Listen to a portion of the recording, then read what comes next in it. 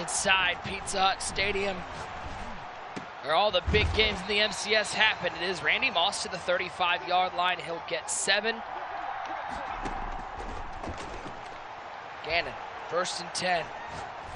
He's trying to get a bomb going, and he's got Jackson left side. Feet inbounds to the 21-yard line. TD, when we talked with him after his... Are you guys tired of spending your hard-earned money just to get terrible pack odds? Well, look no further. Visit my sponsor, EasyMut.com, for the fastest, cheapest, and most reliable Madden 21 coins. Use code JTibbs for 5% off your purchase.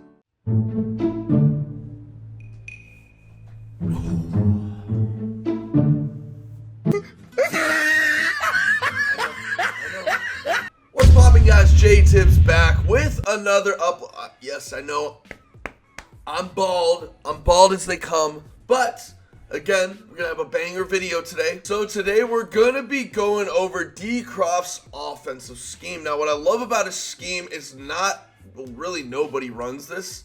I mean, in terms of competitive Madden, so it's a lot of fun to watch. He's very good at getting spacing, and overall the playbook is very deadly. However, today we're getting to our roast of the day. Now, if you guys checked YouTube, I posted a community tab post saying bald Tibbs. Well, I'm bald now. And the roast of the day goes to RamseyKennedy.rk@gmail. He said, damn, Tibbs looked like someone beat him up with all the nod in his heads. Did you not know, Kennedy?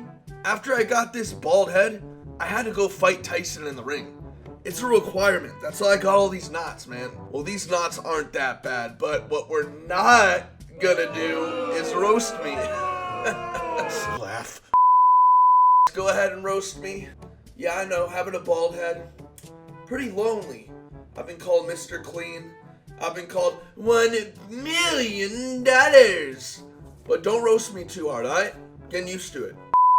Alright guys, you know the drill. Comment the roast of the day down below, man. Let's get it. Now, let's go ahead, and you guys already know, leave a like, subscribe if you haven't already, and comment today's word of the day, which is going to be bald because, as you know, I'm bald. Go ahead and comment that down below for a chance to win some free Madden Ultimate Team coins. However, today, we're going to be breaking down DCroft's offense, 2 of his go-to plays. Now, you guys have to understand, these pro players love using Hot Route Master, so I'm going to be using Brady for a bunch of these videos. Again, it can be done without it, but at the same time, it does help to have it. So let's jump into it. Alright guys, so again, we're using the Tampa Bay Buccaneers. We're going to be in the New England Patriots offensive playbook. Now, what DCroft loved to do was he liked to always run the one receiver side to the weak side. So basically, what we're going to do is we're going to come out in the play. There are so many good plays in this gun Y off trips pat, but we're going to come out in curl flats. Now, this is a very, very, very good offensive formation. As you see, we're on the weak side, so that solo receiver will be on this weak side. The first setup he liked to do was very simple. What he'd do in situations against players, and against Cheech especially, that match was wild, was he would hot route master his solo side receiver to a corner and create a high-low. So basically his first read is either running back or that corner, and then his second read is that post across the middle. It kills cover 2 and cover 3. And then lastly, it would be the high-low on the left, which is A to B. So we're going to snap this ball. You guys are going to see they're in man, so we're going to throw the man beater. Now, even without a route chem, you're going to get clean cuts with Hot Route Master because, again, these routes are very hard to guard. So, again, we're going to go ahead and set it up. As you guys see right there, middle is wide open. It's a cover 2, and I'm able to go ahead and split that very easily. Now, what I love about this play is keeping the high-low on the left side, and DCroft would throw this a lot, especially if he played man. Now, if they played man, what he would do is he'd obviously have the man-beating routes, but he'd wait till the curl came back, he'd low-ball it, and then he'd possession catch it, or he'd aggressive catch it. So, I want to go into instant replay and show you why DCroft did this a lot, because one step ahead is absolutely insane. So as you guys see, they're in a man press. The moment he breaks on that, he's going to get a little bit of separation. Now, you don't want to wait too long, but if you low ball, and then pretty much, I can't really do it right now, but if you low ball back L trigger down on the left stick, and then throw it to the icon, if you bring him back by holding down on the left stick and aggressive catch, you're going to get a really, really cool catch animation like that. where it's very hard for a one-step to guard because you're already beating them to the ball. So I would highly recommend when you low ball these, or at least in a one-step ahead situation where the opponent's playing man, go to these curl routes and wait till they hit on the break. Obviously, you can throw it a little bit later, but on the break is the best, like I did there. He breaks, he's sitting. Obviously, I could have threw it right now, but I wait a little bit longer to show you guys that it works. He breaks, I come back to the ball, I hold Y, and I'm able to aggressive catch that. So DCroft noticed against a lot of his opponents they had one step aheads. He knew that this offense would be especially really good at beating it due to the fact that it's very easy to go ahead. Well, I wouldn't say easy, but it's very effective and simple if you really think about it. You can beat these one step aheads. You just got to make sure, obviously, you lead the ball correctly. You got to make sure you put the right routes out there. Obviously, with Slot-O-Matic, got it wide open across the middle too if I wanted to. And then I got my corner breaking on the right side with AB. But again, DCroft would usually go the safe route because he's not too much of an aggressive offensive player. His defense is very, very good in my opinion. But we're breaking his offense down because it's what won him the game. This offense is deadly.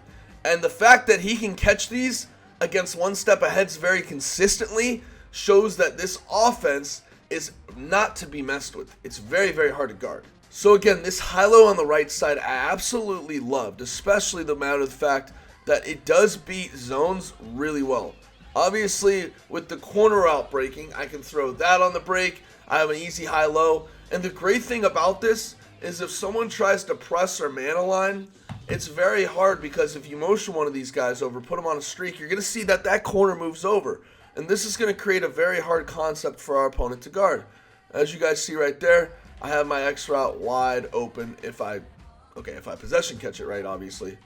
But you guys are going to notice it's just overall just a very easy concept to break. Now, again, obviously threw that pick, not the best decision. But again, this route and this motion messes with the defense. That's what I love about it. He's like a slot receiver at the same time.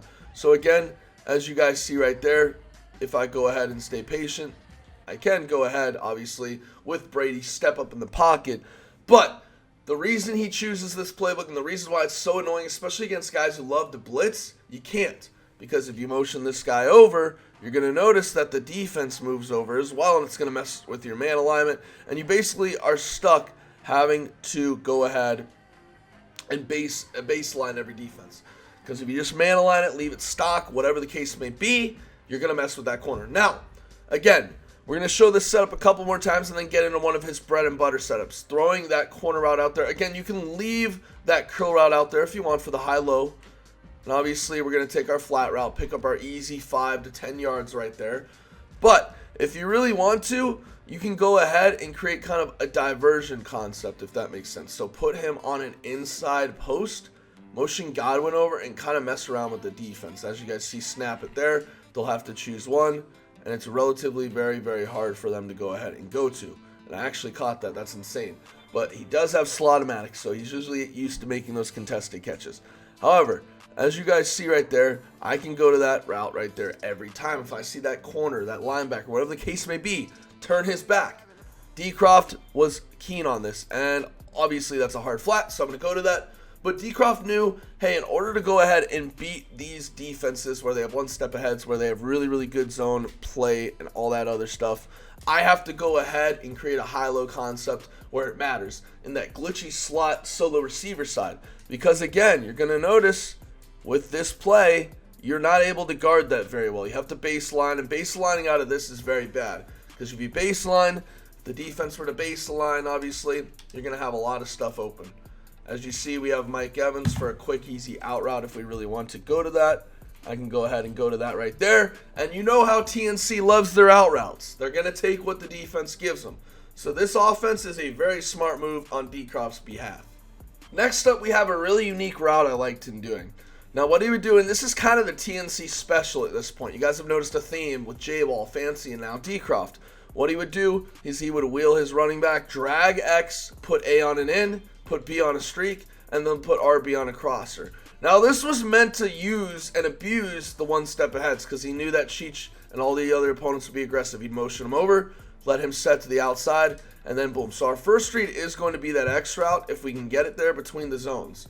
However, Our main read is going to be that crosser, just like TNC likes to go to. It's a very, very easy route. And as you guys see also, this wheel route is going to drag any zones out. So if he sees him cheating with a squat or sending a heat, he's going to have a very easy option to go to. And as you guys see right there, I'll pass lead that down. I have Chris Godwin open for a nice gain. So overall, this play is very good at dissecting the defense. It's extremely hard to guard, and overall, this is just a great offensive setup. Again, this is what it looks like. You snap it right here, and again, you can go to the running back if you want. It's up to you, but what I'd highly recommend is when you go to this running back route, you may want to go ahead and do something like this where you put your X on a route like that. Maybe you could put A on a curl and motion them out. So where the user has to choose one or the other, the cross or the curl, and then obviously you have the high-low on the right. So as you guys see right there, I did not motion them up. That is my fault right there. I did not put them on a wheel route. So again, I'm going to set it up one more time. I kind of messed up there.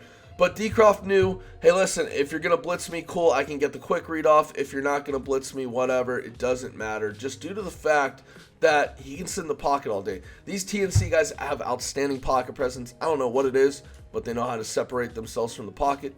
But again, as you guys see, linebacker on linebacker. I may go ahead, or excuse me, linebacker on running back. I may go ahead and take that matchup. Fournette didn't animate, but you guys kind of get the gist. If we go to a cover 2 look, you guys are going to notice, even with the setup just like this, you can go ahead and really take advantage of their user. So obviously, if you see it's a cover 2, you know you're going to have your RB route, and you know you're going to have them wide open. But obviously, you can throw to that low route if you want. It's completely up to you. Overall, though, I really like this setup because against man, you can do this setup right here that DCroft was using to where, okay, my last-ditch effort's going to be that wheel, and it should be open if you send some heat. But also, I have this quick throw right here. And I can step up in the pocket right there and throw that beam, laser, whatever you want to call it. This is why, honestly, I think DCroft has the best shot at the belt. As good as Tripp's tight end is, I think this offense is very unique, very hard to stop, and it beats one step aheads relatively easily.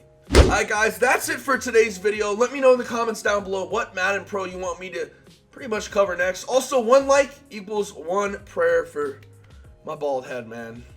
I got laughed at bowling yesterday. I appreciate you guys tuning in to today's video, guys. This is JTibbs signing out, and as always, peace.